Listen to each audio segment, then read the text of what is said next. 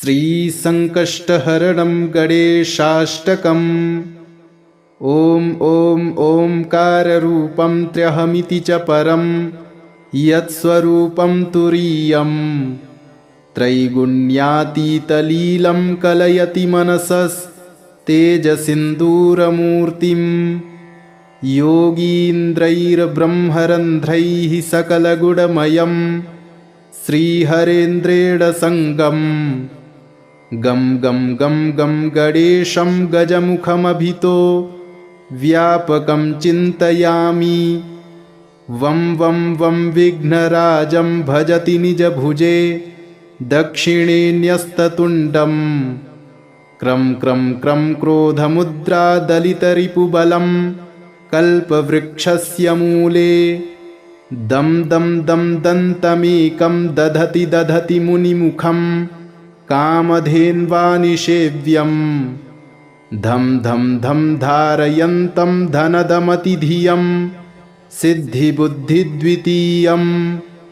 तुं तुं तुं तुङ्गरूपं गगनपथिगतं व्याप्नुवन्तं दिगन्तान्।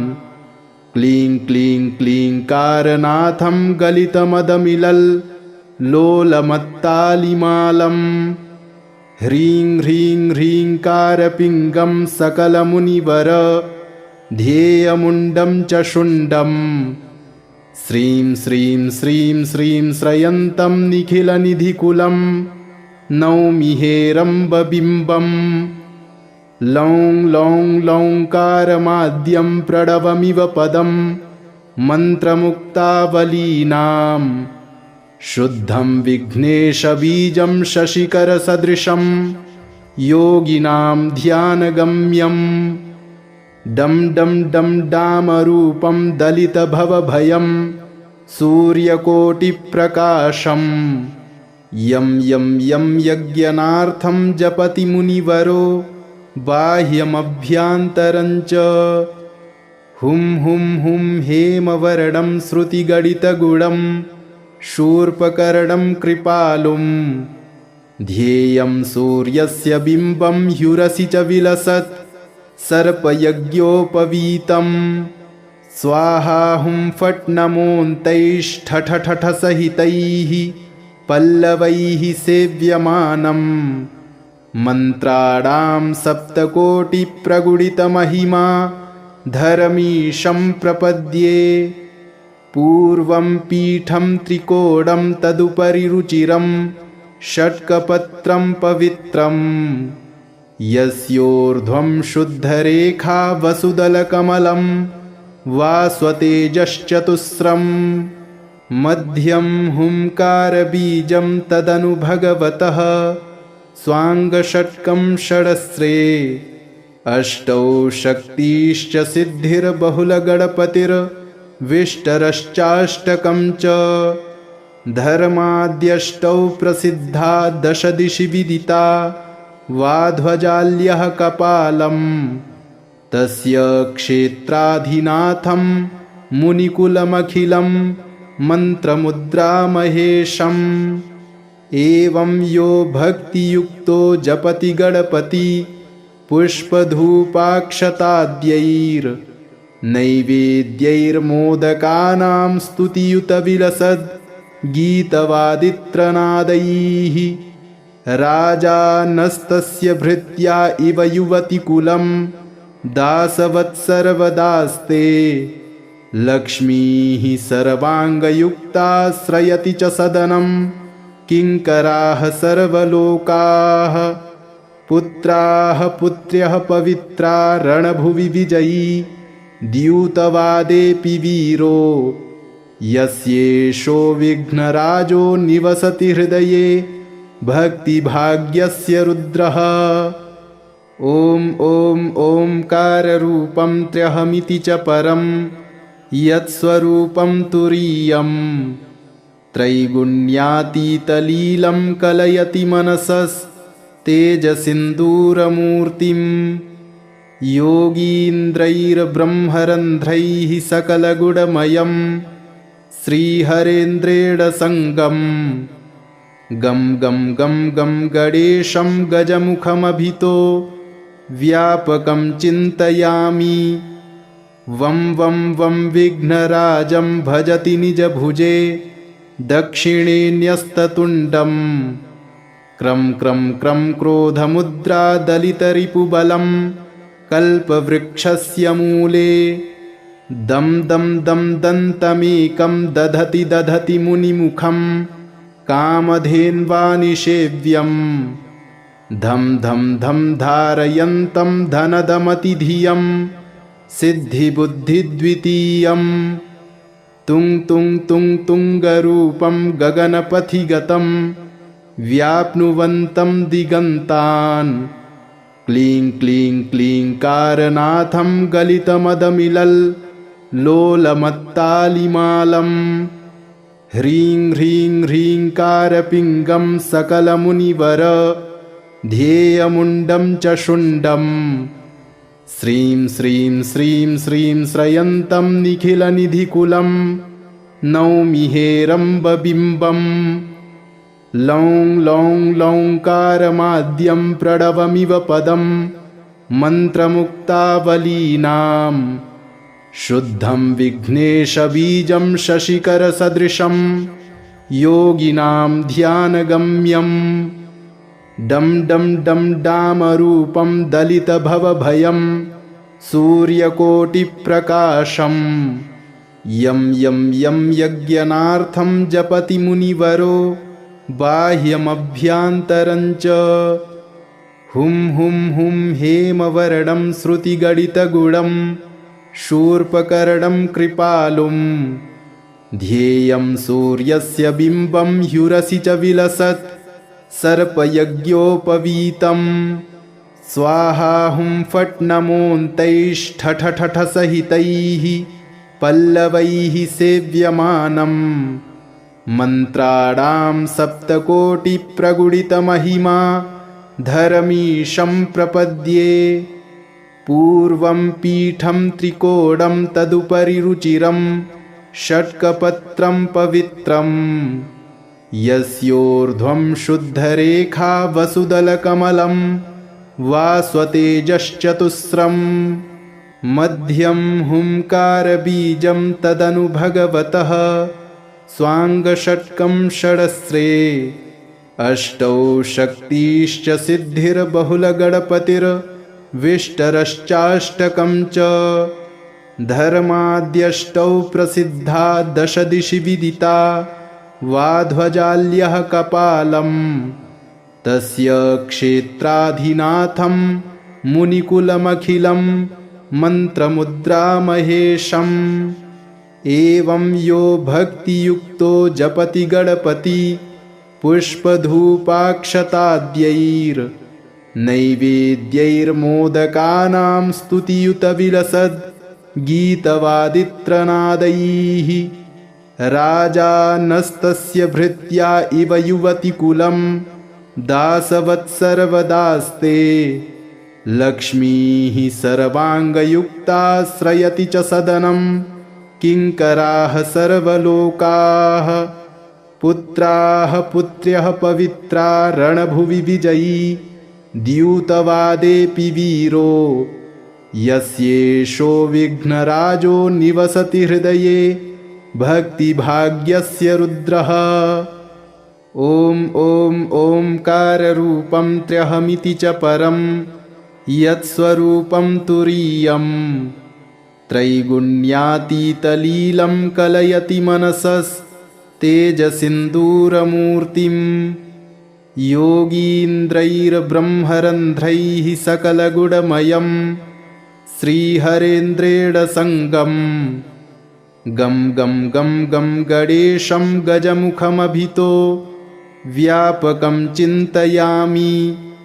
वं वं वं विघ्नराजं भजति निजभुजे दक्षिणे न्यस्ततुण्डं। क्रं क्रं क्रं क्रोधमुद्रा दलितरिपुबलं कल्पवृक्षस्य मूले। दं दं दं दन्तमेकं दधति दधति मुनिमुखं कामधेन्वानिषेव्यं। धं धं धं धारयन्तं धनदमतिधियं सिद्धिबुद्धिद्वितीयम्।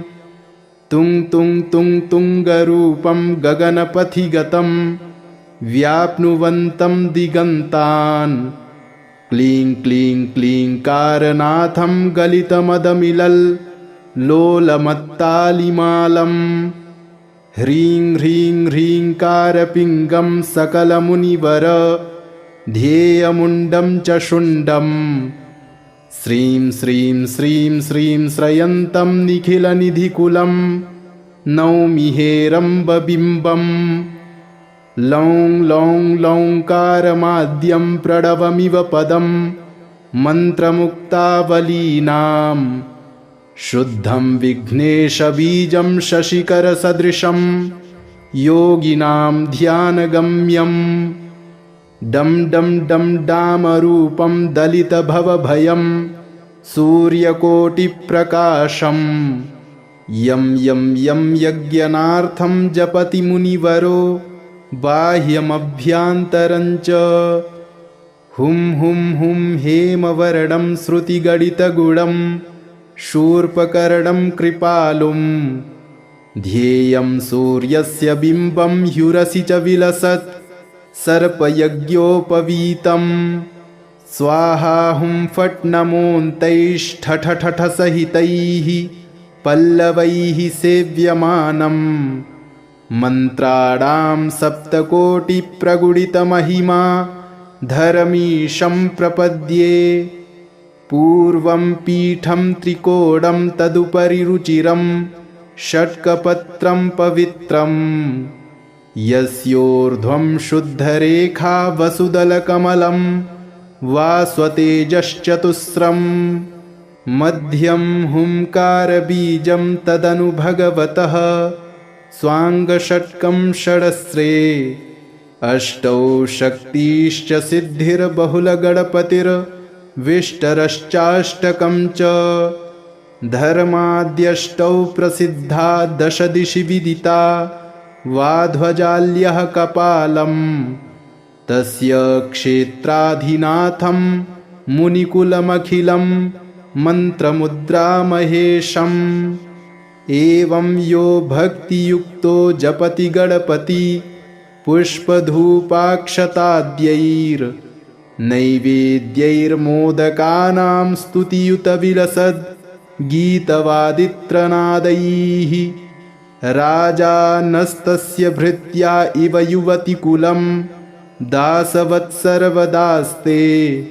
लक्ष्मीः सर्वाङ्गयुक्ताश्रयति च सदनं किङ्कराः सर्वलोकाः पुत्राः पुत्र्यः पवित्रा रणभुवि विजयी द्यूतवादेऽपि वीरो यस्येषो विघ्नराजो निवसति हृदये भक्तिभाग्यस्य रुद्रः ॐ ॐ ओङ्काररूपं त्र्यहमिति च परं यत्स्वरूपं तुरीयम् त्रैगुण्यातीतलीलं कलयति मनसस्तेजसिन्दूरमूर्तिं योगीन्द्रैर्ब्रह्मरन्ध्रैः सकलगुणमयं श्रीहरेन्द्रेण सङ्गं गं गं गं गं गणेशं गजमुखमभितो व्यापकं चिन्तयामि वं वं वं विघ्नराजं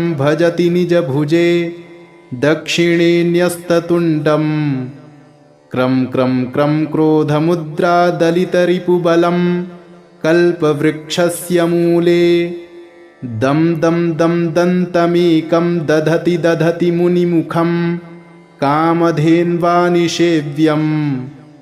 धं धं धं धारयन्तं धनदमतिधियं सिद्धिबुद्धिद्वितीयम्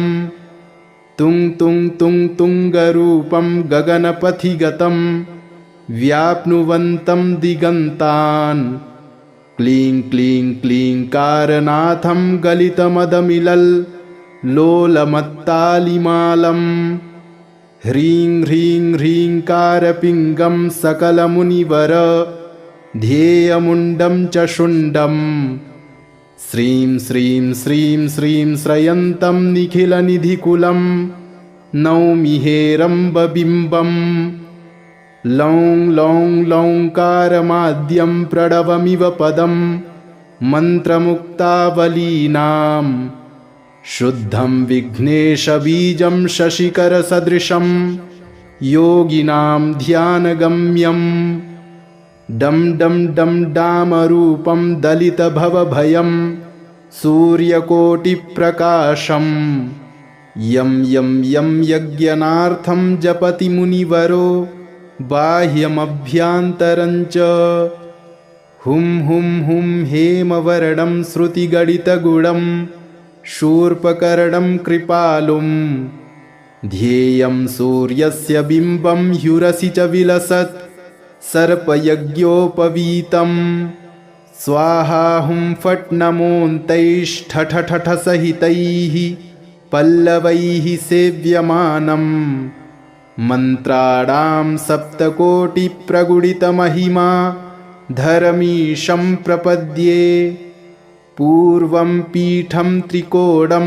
तदुपरि रुचिरं षट्कपत्रं पवित्रं यस्योर्ध्वं शुद्धरेखा वसुदलकमलं वास्वतेजश्चतुस्रं मध्यं हुंकारबीजं तदनु भगवतः स्वाङ्गषट्कं षडस्रे अष्टौ शक्तिश्च सिद्धिर्बहुलगणपतिर्विष्टरश्चाष्टकं च धर्माद्यष्टौ प्रसिद्धा दशदिशि विदिता वाध्वजाल्यः कपालं तस्य क्षेत्राधिनाथं मुनिकुलमखिलं मन्त्रमुद्रामहेशम् एवं यो भक्तियुक्तो जपति गणपति पुष्पधूपाक्षताद्यैर्नैवेद्यैर्मोदकानां स्तुतियुतविलसद् गीतवादित्रनादैः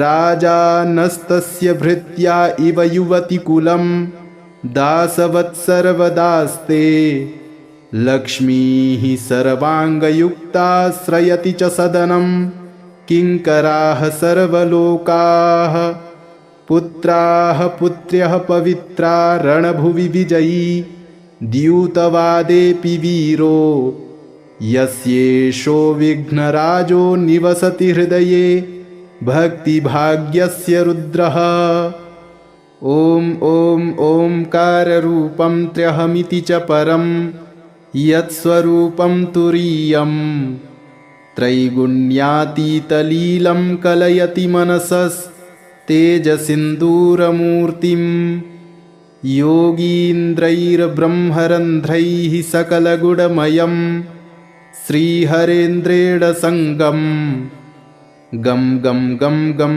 गणेशं गजमुखमभितो व्यापकं चिन्तयामि वं वं वं विघ्नराजं भजति निजभुजे दक्षिणे न्यस्ततुण्डं क्रं क्रं क्रं क्रोधमुद्रा दलितरिपुबलं कल्पवृक्षस्य मूले दं दं दं दन्तमेकं दधति दधति मुनिमुखं कामधेन्वानिषेव्यं धं धं धं धारयन्तं धनदमतिधियं सिद्धिबुद्धिद्वितीयं तुं तुं तुं तुङ्गरूपं गगनपथिगतं व्याप्नुवन्तं दिगन्तान् क्लीं क्लीं क्लींकारनाथं गलितमदमिलल् लोलमत्तालिमालं ह्रीं ह्रीं ह्रींकारपिङ्गं सकलमुनिवर ध्येयमुण्डं च शुण्डं श्रीं श्रीं श्रीं श्रीं श्रयन्तं निखिलनिधिकुलं नौमि हेरम्बबिम्बं लौं लौं लौङ्कारमाद्यं प्रणवमिव पदं मन्त्रमुक्तावलीनां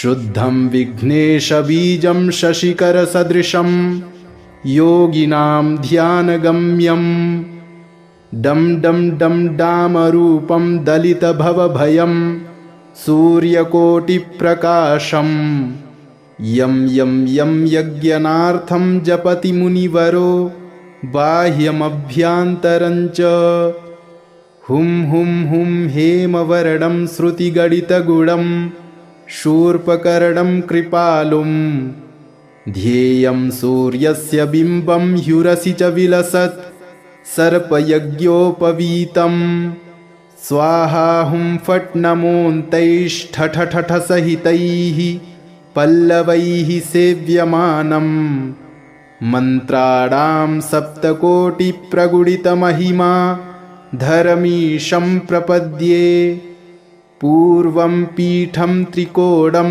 तदुपरि रुचिरं षट्कपत्रं पवित्रं यस्योर्ध्वं शुद्धरेखा वसुदलकमलं वास्वतेजश्चतुस्रं मध्यं हुंकारबीजं तदनु भगवतः स्वाङ्गषट्कं षडस्रे अष्टौ शक्तिश्च सिद्धिर्बहुलगणपतिर्विष्टरश्चाष्टकं च धर्माद्यष्टौ प्रसिद्धा दशदिशि विदिता वाध्वजाल्यः कपालं तस्य क्षेत्राधिनाथं मुनिकुलमखिलं मन्त्रमुद्रामहेशम् एवं यो भक्तियुक्तो जपति गणपति पुष्पधूपाक्षताद्यैर्नैवेद्यैर्मोदकानां स्तुतियुतविलसद् गीतवादित्रनादैः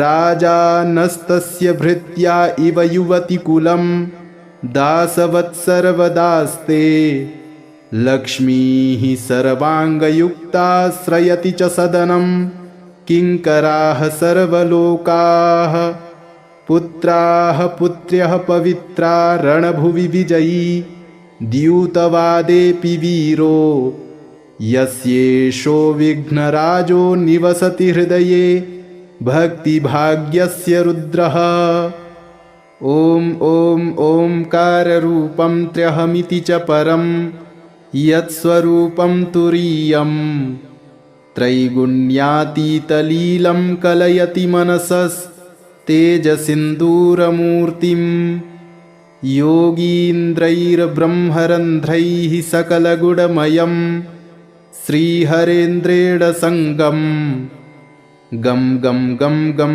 गणेशं गजमुखमभितो व्यापकं चिन्तयामि वं वं वं विघ्नराजं भजति निजभुजे दक्षिणे न्यस्ततुण्डं क्रं क्रं क्रं क्रोधमुद्रा दलितरिपुबलं कल्पवृक्षस्य मूले दं दं दं दन्तमेकं दधति दधति मुनिमुखं कामधेन्वानिषेव्यं धं धं धं धारयन्तं धनदमतिधियं सिद्धिबुद्धिद्वितीयं तुं तुं तुं तुङ्गरूपं गगनपथिगतं व्याप्नुवन्तं दिगन्तान् क्लीं क्लीं क्लींकारनाथं गलितमदमिलल् लोलमत्तालिमालम् ह्रीं ह्रीं ह्रींकारपिङ्गं सकलमुनिवर ध्येयमुण्डं च शुण्डं श्रीं श्रीं श्रीं श्रीं श्रयन्तं निखिलनिधिकुलं नौमि हेरम्बबिम्बं लौं लौं लौङ्कारमाद्यं प्रणवमिव पदं मन्त्रमुक्तावलीनां शुद्धं विघ्नेशबीजं शशिकरसदृशं योगिनां ध्यानगम्यं डं डं डं डामरूपं दलितभवभयं सूर्यकोटिप्रकाशं यं यं यं यज्ञनार्थं जपति मुनिवरो बाह्यमभ्यान्तरञ्च हुं हुं हुं हेमवर्णं श्रुतिगणितगुणं शूर्पकर्णं कृपालुं ध्येयं सूर्यस्य बिम्बं ह्युरसि च विलसत् सर्पयज्ञोपवीतं स्वाहा हुं फट् नमोऽन्तैष्ठठठठसहितैः पल्लवैः सेव्यमानं मन्त्राणां सप्तकोटिप्रगुणितमहिमा धरमीशं प्रपद्ये पूर्वं पीठं त्रिकोणं तदुपरि रुचिरं षट्कपत्रं पवित्रं यस्योर्ध्वं शुद्धरेखा वसुदलकमलं वास्वतेजश्चतुस्रं मध्यं हुंकारबीजं तदनु भगवतः स्वाङ्गषट्कं षडस्रे अष्टौ शक्तिश्च सिद्धिर्बहुलगणपतिर्विष्टरश्चाष्टकं च धर्माद्यष्टौ प्रसिद्धा दशदिशि विदिता वाध्वजाल्यः कपालं तस्य क्षेत्राधिनाथं मुनिकुलमखिलं मन्त्रमुद्रामहेशम् एवं यो भक्तियुक्तो जपति गणपति पुष्पधूपाक्षताद्यैर्नैवेद्यैर्मोदकानां स्तुतियुतविलसद् गीतवादित्रनादैः राजानस्तस्य भृत्या इव युवतिकुलं दासवत्सर्वदास्ते लक्ष्मीः सर्वाङ्गयुक्ताश्रयति च सदनं किङ्कराः सर्वलोकाः पुत्राः पुत्र्यः पवित्रा रणभुवि विजयी द्यूतवादेऽपि वीरो यस्येषो विघ्नराजो निवसति हृदये भक्तिभाग्यस्य रुद्रः। ॐ ॐ ओंकाररूपं त्र्यहमिति च परं यत्स्वरूपं तुरीयं त्रैगुण्यातीतलीलं कलयति मनसस्तेजसिन्दूरमूर्तिं योगीन्द्रैर्ब्रह्मरन्ध्रैः सकलगुणमयं श्रीहरेन्द्रेण सङ्गं गं गं गं गं गणेशं गजमुखमभितो व्यापकं चिन्तयामि वं वं वं विघ्नराजं भजति निजभुजे दक्षिणे न्यस्ततुण्डं क्रं क्रं क्रं क्रोधमुद्रा दलितरिपुबलं कल्पवृक्षस्य मूले दं दं दं दन्तमेकं दधति दधति मुनिमुखं कामधेन्वानिषेव्यं धं धं धं धारयन्तं धनदमतिधियं सिद्धिबुद्धिद्वितीयं तुं तुं तुं तुङ्गरूपं गगनपथिगतं व्याप्नुवन्तं दिगन्तान् क्लीं क्लीं क्लींकारनाथं गलितमदमिलल्लोलमत्तालिमालं ह्रीं ह्रीं ह्रींकारपिङ्गं सकलमुनिवर ध्येयमुण्डं च शुण्डं श्रीं श्रीं श्रीं श्रीं श्रयन्तं निखिलनिधिकुलं नौमि हेरम्बबिम्बं लौं लौं लौङ्कारमाद्यं प्रणवमिव पदं मन्त्रमुक्तावलीनां शुद्धं विघ्नेशबीजं शशिकरसदृशं योगिनां ध्यानगम्यं डं डं डं डामरूपं दलितभवभयं सूर्यकोटिप्रकाशं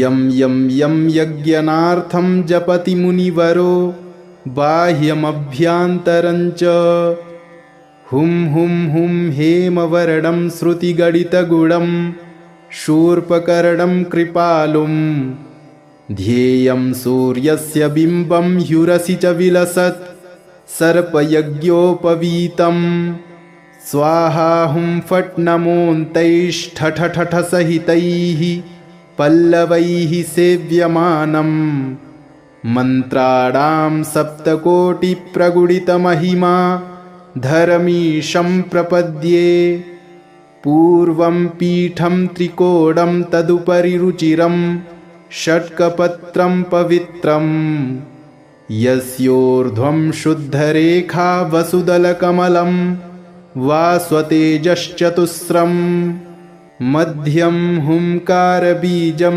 तदनु भगवतः स्वाङ्गषट्कं षडस्रे अष्टौ शक्तिश्च सिद्धिर्बहुलगणपतिर्विष्टरश्चाष्टकं च धर्माद्यष्टौ प्रसिद्धा दशदिशि विदिता वाध्वजाल्यः कपालं तस्य क्षेत्राधिनाथं मुनिकुलमखिलं मन्त्रमुद्रामहेशम् एवं यो भक्तियुक्तो जपति गणपति पुष्पधूपाक्षताद्यैर्नैवेद्यैर्मोदकानां स्तुतियुतविलसद् गीतवादित्रनादैः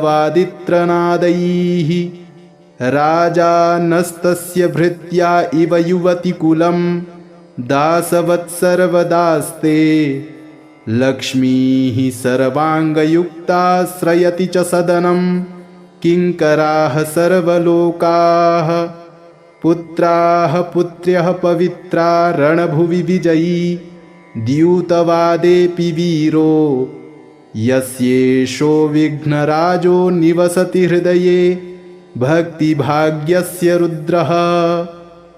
ॐ ॐ ओंकाररूपं त्र्यहमिति च परं यत्स्वरूपं तुरीयं त्रैगुण्यातीतलीलं कलयति मनसस्तेजसिन्दूरमूर्तिम् योगीन्द्रैर्ब्रह्मरन्ध्रैः सकलगुणमयं श्रीहरेन्द्रेण सङ्गं गं गं गं गं गणेशं गजमुखमभितो व्यापकं चिन्तयामि वं वं वं विघ्नराजं भजति निजभुजे दक्षिणे न्यस्ततुण्डं क्रं क्रं क्रं क्रोधमुद्रा दलितरिपुबलं कल्पवृक्षस्य मूले दं दं दं दन्तमेकं दधति दधति मुनिमुखं कामधेन्वानिषेव्यं धं धं धं धारयन्तं धनदमतिधियं सिद्धिबुद्धिद्वितीयं तुं तुं तुं तुङ्गरूपं गगनपथिगतं व्याप्नुवन्तं दिगन्तान् क्लीं क्लीं क्लींकारनाथं गलितमदमिलल् लोलमत्तालिमालम् ह्रीं ह्रीं ह्रींकारपिङ्गं सकलमुनिवर ध्येयमुण्डं च शुण्डं श्रीं श्रीं श्रीं श्रीं श्रयन्तं निखिलनिधिकुलं नौमि हेरम्बबिम्बम् लौं लौं लौङ्कारमाद्यं प्रणवमिव पदं मन्त्रमुक्तावलीनां शुद्धं विघ्नेशबीजं शशिकरसदृशं योगिनां ध्यानगम्यं डं डं डं डामरूपं दलितभवभयं सूर्यकोटिप्रकाशं यं यं यं यज्ञनार्थं जपति मुनिवरो बाह्यमभ्यान्तरञ्च हुं हुं हुं हेमवर्णं श्रुतिगणितगुणं शूर्पकर्णं कृपालुं ध्येयं सूर्यस्य बिम्बं ह्युरसि च विलसत् सर्पयज्ञोपवीतं स्वाहा हुं फट् नमोऽन्तैष्ठठठठसहितैः पल्लवैः सेव्यमानम् मन्त्राणां सप्तकोटिप्रगुणितमहिमा धरमीशं प्रपद्ये पूर्वं पीठं त्रिकोणं तदुपरि रुचिरं षट्कपत्रं पवित्रं यस्योर्ध्वं शुद्धरेखा वसुदलकमलं वास्वतेजश्चतुस्रं मध्यं हुंकारबीजं तदनु भगवतः स्वाङ्गषट्कं षडस्रे अष्टौ शक्तिश्च सिद्धिर्बहुलगणपतिर्विष्टरश्चाष्टकं च धर्माद्यष्टौ प्रसिद्धा दशदिशि विदिता वाध्वजाल्यः कपालं तस्य क्षेत्राधिनाथं मुनिकुलमखिलं मन्त्रमुद्रामहेशम् एवं यो भक्तियुक्तो जपति गणपति पुष्पधूपाक्षताद्यैर्नैवेद्यैर्मोदकानां स्तुतियुतविलसद् गीतवादित्रनादैः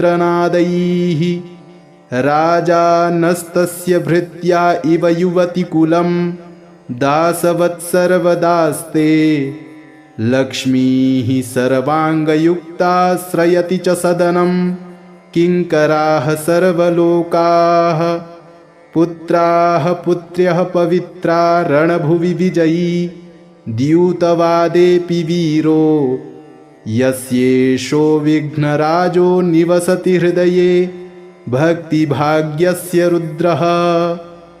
ॐ ॐ ओंकाररूपं त्र्यहमिति च परं यत्स्वरूपं तुरीयं त्रैगुण्यातीतलीलं कलयति मनसस्तेजसिन्दूरमूर्तिं योगीन्द्रैर्ब्रह्मरन्ध्रैः सकलगुणमयं श्रीहरेन्द्रेण सङ्गम् गं गं गं गं गणेशं गजमुखमभितो व्यापकं चिन्तयामि वं वं वं विघ्नराजं भजति निजभुजे दक्षिणे न्यस्ततुण्डं क्रं क्रं क्रं क्रोधमुद्रा दलितरिपुबलं कल्पवृक्षस्य मूले दं दं दं दन्तमेकं दधति दधति मुनिमुखं कामधेन्वानिषेव्यं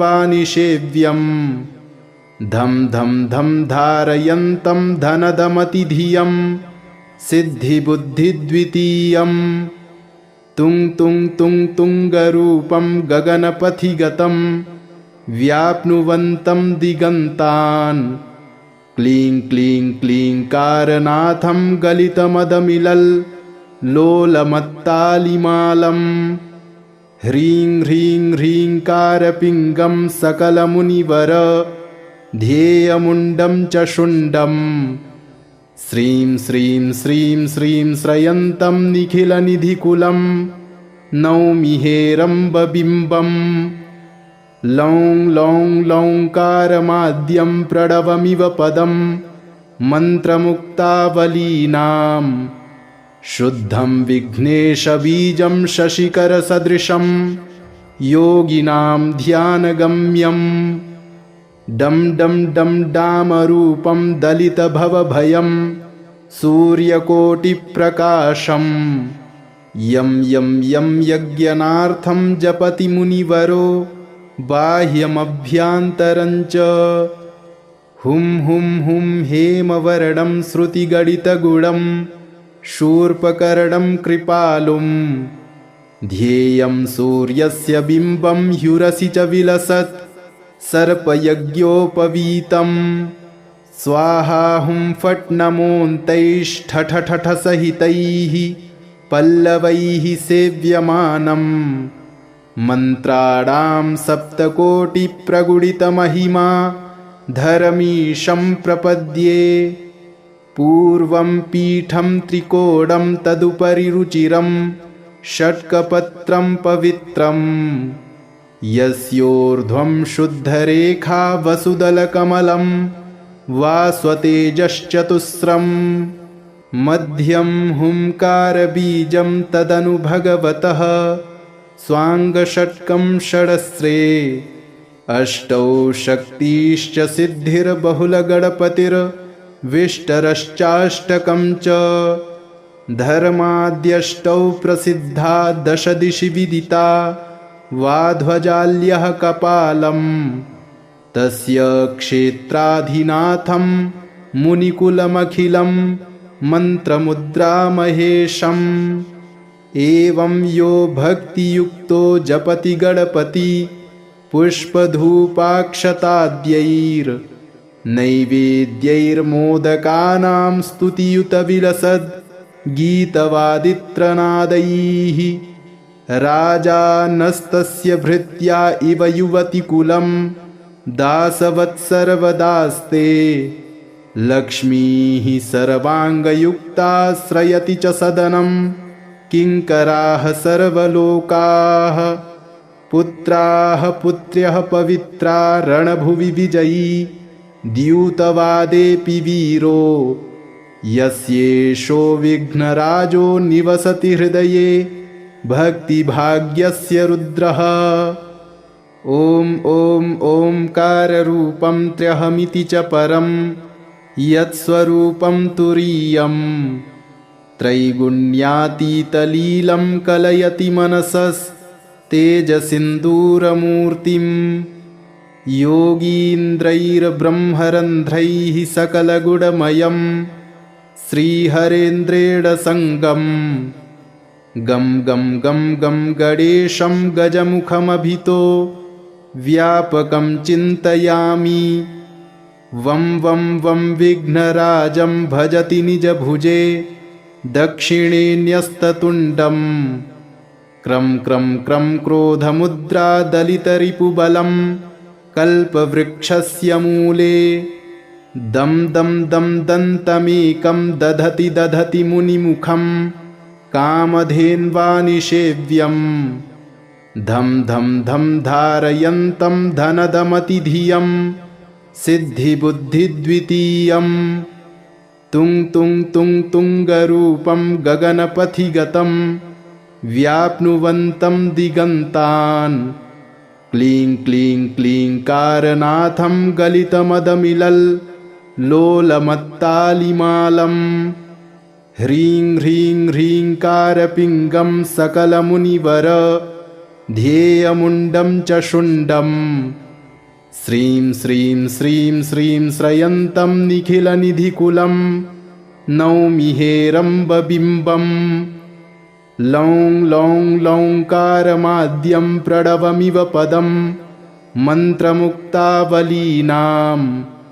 शुद्धं विघ्नेशबीजं शशिकरसदृशं योगिनां ध्यानगम्यं डं डं डं डामरूपं दलितभवभयं सूर्यकोटिप्रकाशं यं यं यं यज्ञनार्थं जपति मुनिवरो बाह्यमभ्यान्तरञ्च हुं हुं हुं हेमवर्णं श्रुतिगणितगुणं शूर्पकर्णं कृपालुं ध्येयं सूर्यस्य बिम्बं ह्युरसि च विलसत् सर्पयज्ञोपवीतं स्वाहा हुं फट् नमोऽन्तैष्ठठठठसहितैः पल्लवैः सेव्यमानम् मन्त्राणां सप्तकोटिप्रगुणितमहिमा धरमीशं प्रपद्ये पूर्वं पीठं त्रिकोणं तदुपरि रुचिरं षट्कपत्रं पवित्रं यस्योर्ध्वं शुद्धरेखा वसुदलकमलं वास्वतेजश्चतुस्रं मध्यं हुंकारबीजं तदनु भगवतः स्वाङ्गषट्कं षडस्रे अष्टौ शक्तिश्च सिद्धिर्बहुलगणपतिर्विष्टरश्चाष्टकं च धर्माद्यष्टौ प्रसिद्धा दशदिशि विदिता वाध्वजाल्यः कपालं तस्य क्षेत्राधिनाथं मुनिकुलमखिलं मन्त्रमुद्रामहेशम् एवं यो भक्तियुक्तो जपति गणपति पुष्पधूपाक्षताद्यैर्नैवेद्यैर्मोदकानां स्तुतियुतविलसद् गीतवादित्रनादैः राजानस्तस्य भृत्या इव युवतिकुलं दासवत्सर्वदास्ते लक्ष्मीः सर्वाङ्गयुक्ताश्रयति च सदनं किङ्कराः सर्वलोकाः पुत्राः पुत्र्यः पवित्रा रणभुवि विजयी द्यूतवादेऽपि वीरो यस्येषो विघ्नराजो निवसति हृदये भक्तिभाग्यस्य रुद्रः ॐ ॐ ओंकाररूपं त्र्यहमिति च परं यत्स्वरूपं तुरीयं त्रैगुण्यातीतलीलं कलयति मनसस्तेजसिन्दूरमूर्तिम् योगीन्द्रैर्ब्रह्मरन्ध्रैः सकलगुणमयं श्रीहरेन्द्रेण सङ्गं गं गं गं गं गणेशं गजमुखमभितो व्यापकं चिन्तयामि वं वं वं विघ्नराजं भजति निजभुजे दक्षिणे न्यस्ततुण्डं क्रं क्रं क्रं क्रोधमुद्रा दलितरिपुबलं कल्पवृक्षस्य मूले दं दं दं दन्तमेकं दधति दधति मुनिमुखं कामधेन्वानिषेव्यम् धं धं धं धारयन्तं धनदमतिधियं सिद्धिबुद्धिद्वितीयं तुं तुं तुं तुङ्गरूपं गगनपथिगतं व्याप्नुवन्तं दिगन्तान् क्लीं क्लीं क्लींकारनाथं गलितमदमिलल् लोलमत्तालिमालं ह्रीं ह्रीं ह्रींकारपिङ्गं सकलमुनिवर ध्येयमुण्डं च शुण्डं श्रीं श्रीं श्रीं श्रीं श्रयन्तं निखिलनिधिकुलं नौमि हेरम्बबिम्बम् लौं लौं लौङ्कारमाद्यं प्रणवमिव पदं मन्त्रमुक्तावलीनां शुद्धं विघ्नेशबीजं शशिकरसदृशं योगिनां ध्यानगम्यं डं डं डं डामरूपं दलितभवभयं सूर्यकोटिप्रकाशं यं यं यं यज्ञनार्थं जपति मुनिवरो बाह्यमभ्यान्तरञ्च हुं हुं हुं हेमवर्णं श्रुतिगणितगुणं शूर्पकर्णं कृपालुं ध्येयं सूर्यस्य बिम्बं ह्युरसि च विलसत् सर्पयज्ञोपवीतं स्वाहा हुं फट् नमोऽन्तैष्ठठठठसहितैः पल्लवैः सेव्यमानम् मन्त्राणां सप्तकोटिप्रगुणितमहिमा धरमीशं प्रपद्ये पूर्वं पीठं त्रिकोणं तदुपरि रुचिरं षट्कपत्रं पवित्रं यस्योर्ध्वं शुद्धरेखा वसुदलकमलं वास्वतेजश्चतुस्रं मध्यं हुंकारबीजं तदनु भगवतः स्वाङ्गषट्कं षडस्रे अष्टौ शक्तिश्च सिद्धिर्बहुलगणपतिर्विष्टरश्चाष्टकं च धर्माद्यष्टौ प्रसिद्धा दशदिशि विदिता वाध्वजाल्यः कपालं तस्य क्षेत्राधिनाथं मुनिकुलमखिलं मन्त्रमुद्रामहेशम् एवं यो भक्तियुक्तो जपति गणपति पुष्पधूपाक्षताद्यैर्नैवेद्यैर्मोदकानां स्तुतियुतविलसद् गीतवादित्रनादैः राजानस्तस्य भृत्या इव युवतिकुलं दासवत्सर्वदास्ते लक्ष्मीः सर्वाङ्गयुक्ताश्रयति च सदनं किङ्कराः सर्वलोकाः पुत्राः पुत्र्यः पवित्रा रणभुवि विजयी द्यूतवादेऽपि वीरो यस्येषो विघ्नराजो निवसति हृदये भक्तिभाग्यस्य रुद्रः इति श्रीसङ्कष्टहरणं गणेशाष्टकं सम्पूर्णम्।